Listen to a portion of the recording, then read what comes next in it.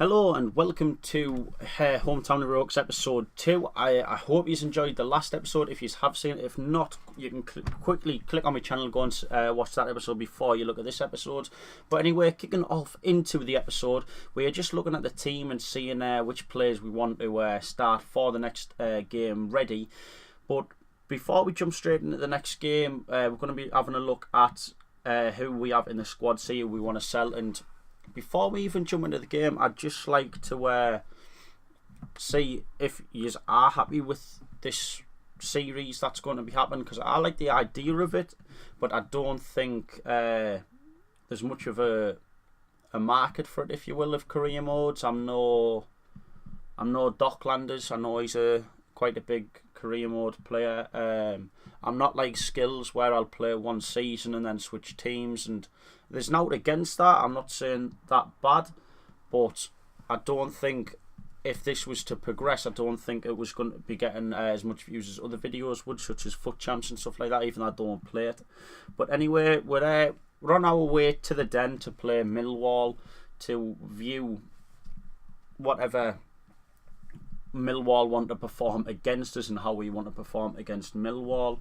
Right now I was a bit sceptical about who to put on. I brought Martin onto the subs to hopefully relieve Jay Carroll from a little bit, because he would have been quite a bit fatigued to go up to the second game of the episode, because there is actually going to be 2 games played this episode. But anyway, right now we're just waiting to go into the game, having the little pop shots with Louis Alessandra. I completely forgot how to take penalties. I thought it was like FIFA 13 where you just hold to one side and then put your power on.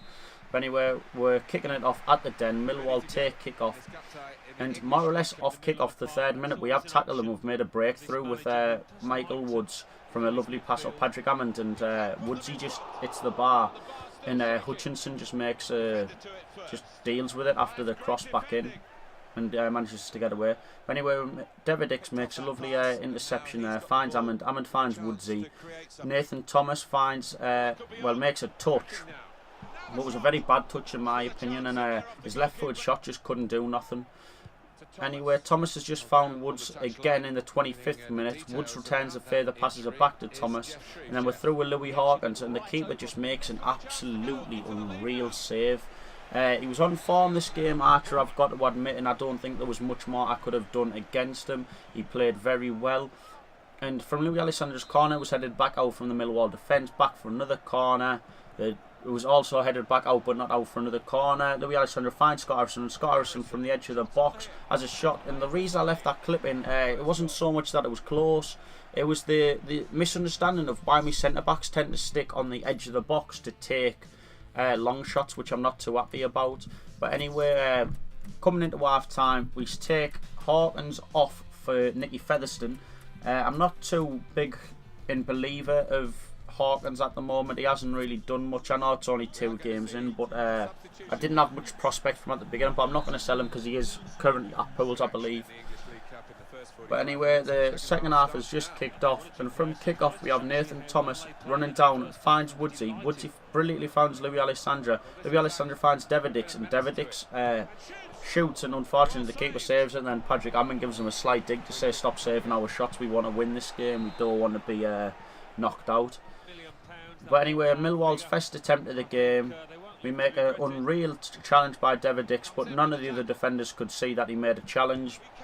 Unfortunately, the Millwall player of, I believe his name is Williams, yes it is Williams, manages to pick up the ball, sneak through, put it in, posting in. The first shot, which really upset me in the 57th minute, and hence why I skipped the replay. I keep forgetting that I need to record for YouTube and thingy. But anyway, we're about to make some subs now. Nathan Thomas, he did well. His passing was good. His shot was a little rubbish, to be honest, but I had to take him off to bring another striker on because I needed 2 up front. I couldn't just leave Patrick Hammond doing all the work. So right now I'm looking for the 4-3-1-2, which is my backup formation I'm going to try and use, where I leave Alessandra as the cam as long as Alessandra is on the pitch. If not, Maitland-Niles would be a lovely cam, because I did mention that he has an unreal long shot, I've been told. So hopefully my backup formation goes well for me. But anyway, off the sub, Millwall managed to have a chance. it was a lovely square. It was unfortunate for the Millwall team that they never scored, but Trevor Carson, I can't take it away from him, made an unreal save. But anyway, Gregory gets through. It's the third attempt on goal. It's the second goal. Now, I know Trevor Carson made an unreal save just then, but it does make me believe that they're not that good in the defensive department. That's my fault. The goalkeeping part, and I don't really think that's my fault. But anyway, off kick-off, Louis Alessandro manages to find his way to a shot on goal to be tipped behind. And we put Nicky Featherstone on this corner. He whips it in to find Scott Harrison's head. Scott Harrison's shot is header is unfortunately saved, but Patrick Hammond in the right place at the right time just sneaks it home to make it 2-1 in the 78th minute. From the 78th minute, I did see a possible comeback. I also seen it being a struggle with Millwall probably just putting it really defensive. But Patrick Hammond thankfully sparks a bit of hope into the Hartlepool side, and as he has been doing in real life as well as my hometown career mode. But anyway, off kick-off, Millwall managed to find Ferguson on the opposite side of the wing. Ferguson holds it up. Donnelly could have done a bit better there, but anyway, he finds Martin. Morrison crosses in for Gregory, and Trevor Carson makes another good save to deny Gregory of his second goal. And anyway, off that, Ferguson crosses it in, and then they blaze it over from a man who I will never ever be able to pronounce his name, so I'm not even going to butcher it. Anyway, off the goal kick, Trevor Carson unfortunately doesn't do that good, finds Morrison, who finds O'Brien. Lucky for me, he could have passed it into Morrison, but O'Brien blazed it over, which was lucky because we could have been 3-1 down, in my opinion, the way Trevor Carson was letting them in. But anyway, Billy Painter finds a corner. Oates manages to find Featherstone, and for some reason, I don't know why Featherstone headed that. If he hit that with his left or outside of the boot with the right, it could have went in, could have made it 2-2.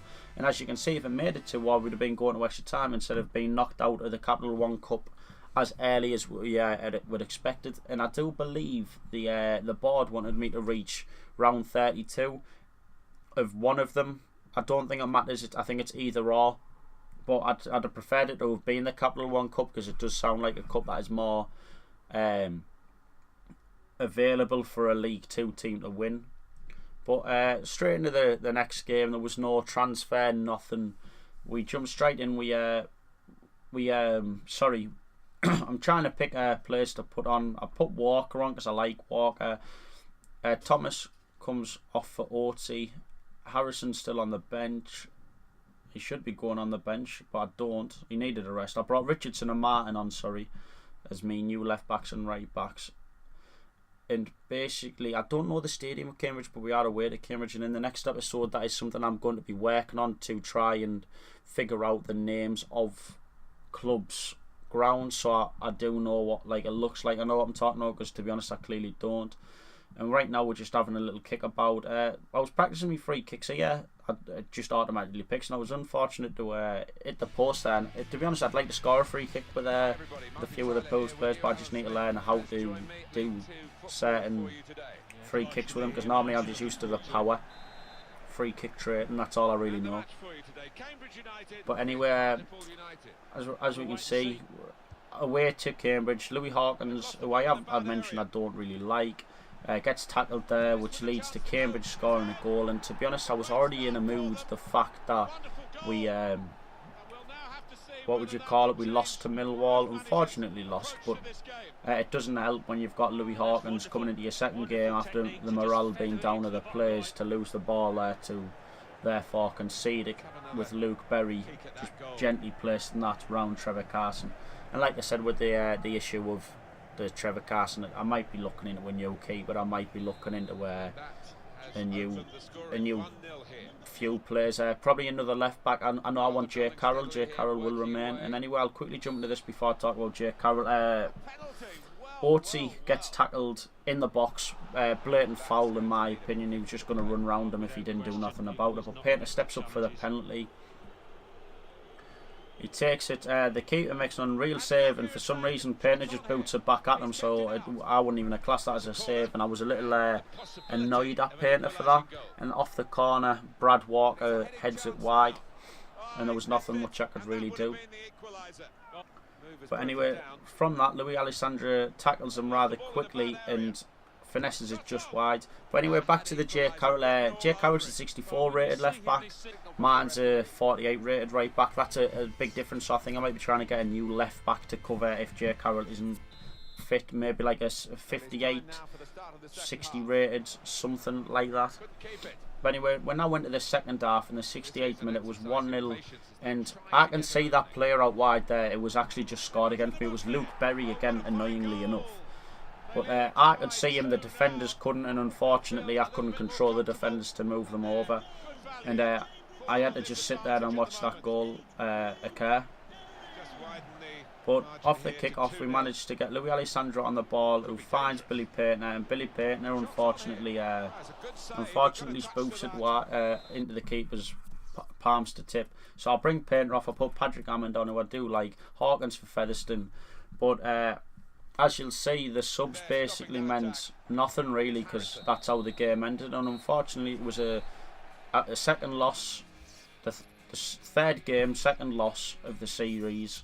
Second loss of the episode. So the two games were both losses. Unfortunately, the first one I think I stood more of a chance of winning. The second game not so much.